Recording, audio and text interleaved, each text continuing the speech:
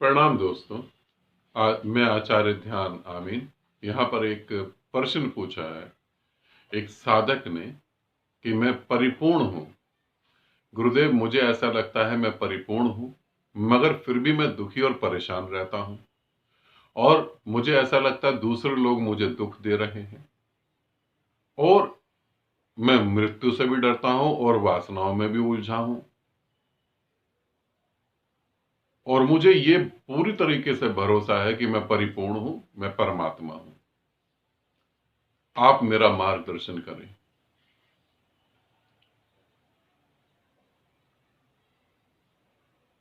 थोड़ा अजीब है। क्या कभी हम इंसानों को लगता है कि हम इंसान हैं, जानवर नहीं हैं? कि हम पूरे इंसान हैं? इंसान होने के बाद कभी नहीं लगता कि हम जानवर हैं या इंसान हैं। सीधी सी बात है, इंसान है।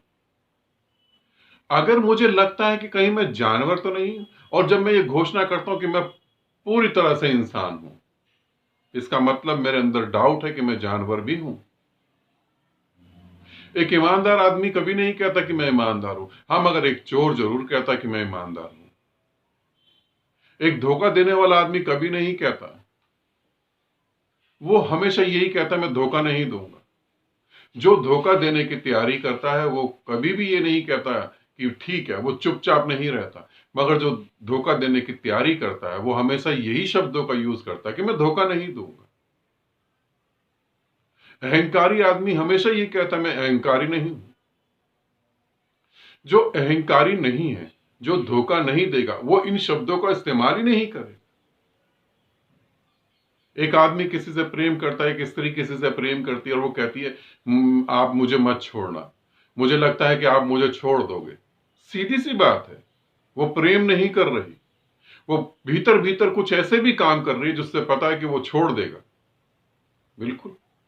चोर को सदा डर होता है, तभी वो ये घोषणा करता मैं ईमानदार हूं। जो परिपूर्ण हो गया उसकी घोषणा भी नहीं होती। करेगा किसको? परिपूर्ण का मतलब है सभी एक है। रेत के कण में भी मैं हूं, चांद तारों में भी मैं हूं। अब मैं अपनी घोषणा करूं, किसके लिए करूं घोषणा? फिर दुख कैसा जब मैं परिपूर्ण हूं? क्या मेरा सीधा हाथ मेरे उल्टे हाथ को दुख दे सकता है? फिर कैसे कहूंगा? मैं कहूंगा भी किसको? जब मैं परिपूर्ण हूं तो दूसरा रह ही कहां गया? दूसरा कहां पर है? अगर दूसरा मुझे दुख दे रहा है या मैं दुखी हूं, तो तुम गलत फहमी में हो। कहीं परिपूर्ण जैसी, परिपूर्ण क्या नहीं, तुम कुछ परसेंट भी पूर्ण नहीं हो। जब तक तुम्हें दूसरा दिखाई दे रहा है, जब तक साधक को दूसरा दिखाई देता है, तब तक वो साधक नहीं हो सकता।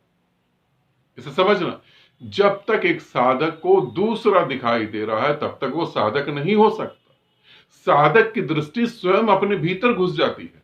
साधक स्वयं भीतर देखता है कि मैं कहां पर हूं, मैं क्या दिक्कत में फंसा हूं, मैं दिक्कत में क्यों फंसा हूं। अगर सामने वाला कष्ट भी देता है, सामने वाला दुख भी देता है, तो साधक ये ढूंढता कि मेरी कौन सी गलती से मुझे सजा मिल रही है। साधक कभी नहीं कहता कि दूसरे की वजह से सजा मिल रही। साधक हमेशा यही कहता कि मेरी कौन सी मिस्टेक हो गई जो मुझे ये पनिशमेंट मिली। मेरी कौन सी मिस्टेक?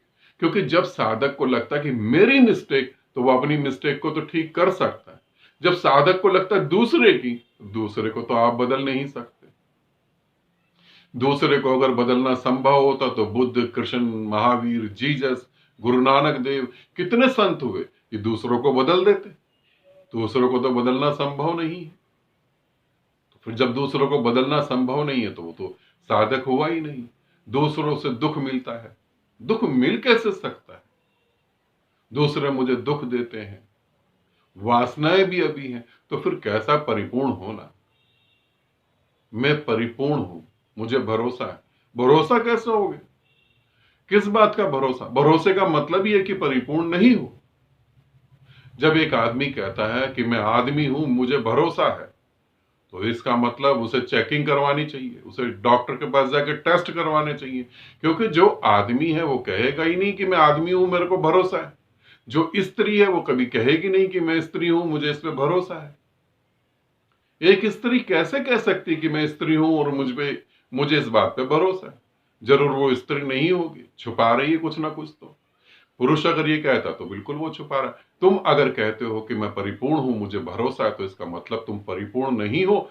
इस झूठ को तुम अंदर से जानते हो, मगर छुपाने की कोशिश कर रहे हो। और मैं तुम्हें बताऊं, तुम सोच रहे हो कि तुम दूसरों को धोखा दोगे। जो खुद धोखे में होता है वही दूसरे को धोखा दे पाता है। जो खुद धोखे में नहीं, वो दूसरे को धोखे में नहीं रखता। तुम स्वयं धोखे में हो।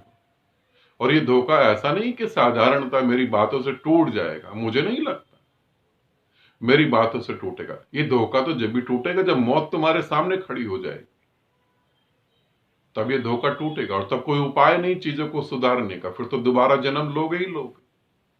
परिपूर्ण का अर्थ होता है परम शून्य हो जाना। जो शून्य है वो पूर्ण है, जो पूर्ण है वो शून्य है। ये दोनों एक ही चीज है। ये रुपए के अलग अलग पहलू हैं, एक ही रुपये के अलग अलग पहलू हैं।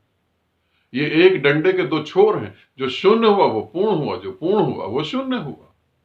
फिर शून्य को कैसा दुख, फिर शून्य को कैसा भय, फिर शून्य के लिए कैसी मृत्यु। शून्य की मृत्यु नहीं हो सकती। मृत्यु तो उसकी होगी ना जो है। जो है ही नहीं उसकी मृत्यु कैसे। तुम बहुत बड़े धोखे में हो। फिर तुमने छोटे से शब्द में यह भी कहा कि लोग मुझे परेशान करते हैं।